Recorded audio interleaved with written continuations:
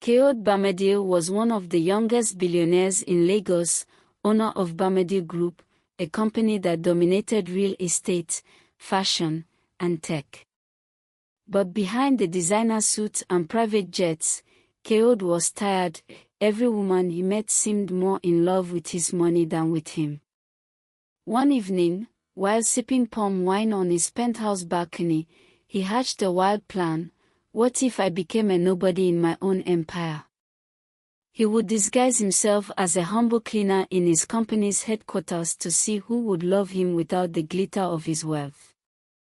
The next Monday, dressed in faded overalls and a fake name tag reading Connor, he mopped floors and emptied trash cans.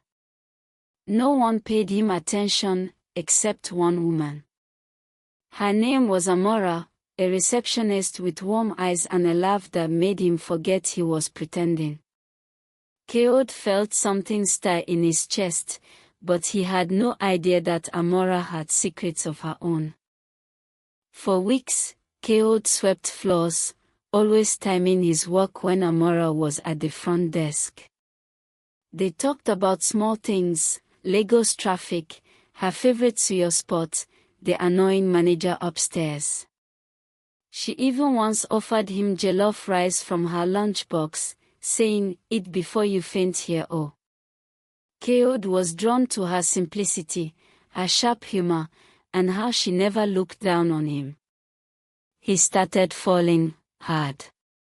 One rainy evening, Amora missed her boss. Kayode offered to walk her to a kiki stand under his big umbrella.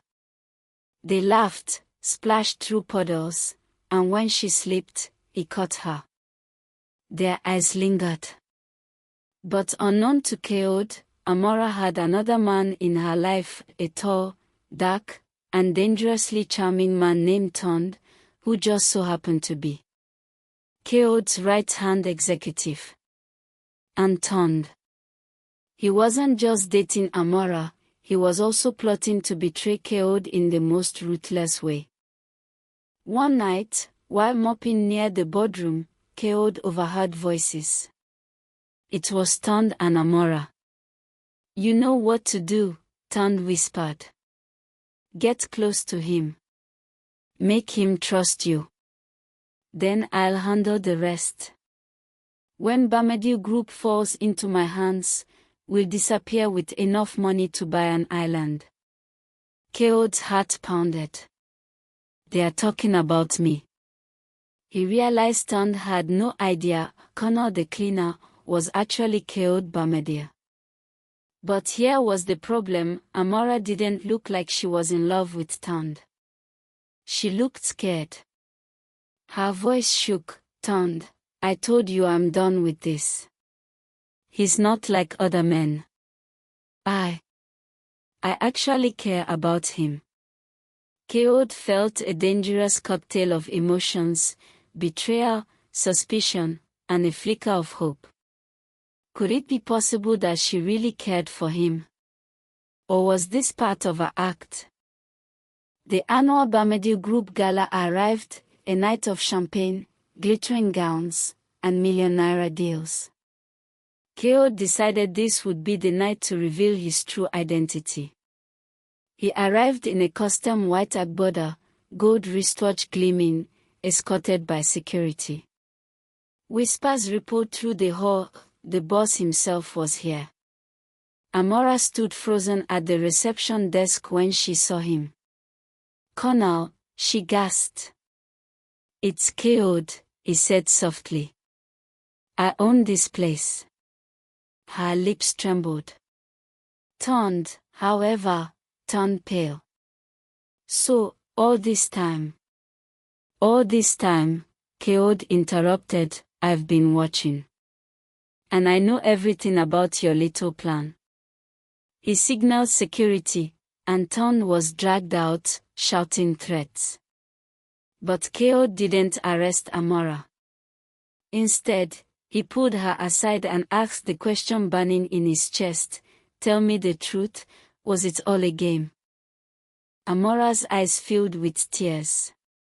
"At first, yes. I was scared, broke, Anton promised me a way out. But you made me feel something I haven't felt in years.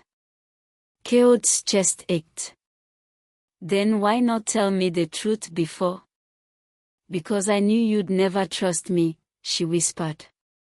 And I was already in too deep. Ton threatened to ruin my family if I backed out. Keod wanted to believe her, but just when he thought they could rebuild, he got a message on his phone, a bank alert. 250 million Nigerian nairas had just been transferred out of one of his offshore accounts by Amora. She was gone. 3 months later, Keod found her.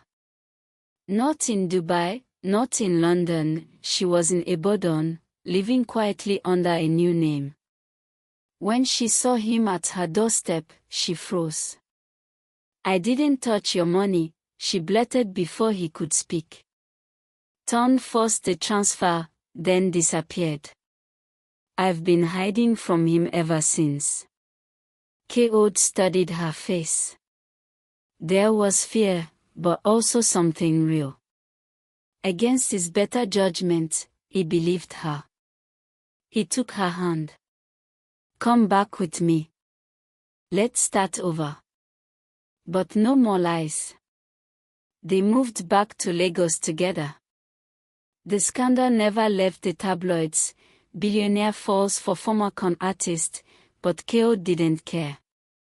Love had found him in the most unlikely way. Or so he thought. Because months later, on a rainy Thursday, he got an anonymous letter. Keod, she's still playing you. Check the account in her name.